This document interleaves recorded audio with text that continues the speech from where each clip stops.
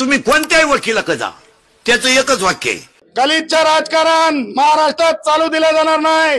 राष्ट्रवादी काँग्रेसचे वयोवृद्ध पुढारी शरद पवार असतील किंवा उद्धव असेल, त्यांनी खुशाल आपल्या सगळ्या गोष्टी कराव्यात। आणि जरंगे, तुला मी सांगत आहे, हे असे हात आहे ना, हे हात नाही, हे हे हे हे तयार आहोत, संविधानाच्या भाषेने तयार आहोत।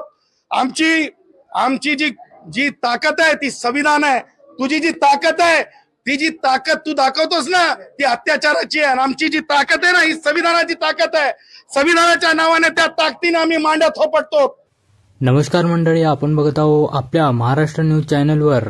आता नुकताच आपण इंदोरीकर महाराज आणि आपले नामांकित आणि चर्चेत असणारे सदावर्ते हे वकील असून त्यांची बोलीभाषा कशा प्रकारे त्यांनी सुधारावी याकरिता आपले इंदोरीकर महाराज त्यांना सांगत आहेत की तुम्ही वकील कशा प्रकारे असावे आणि कशावर टीका करावी।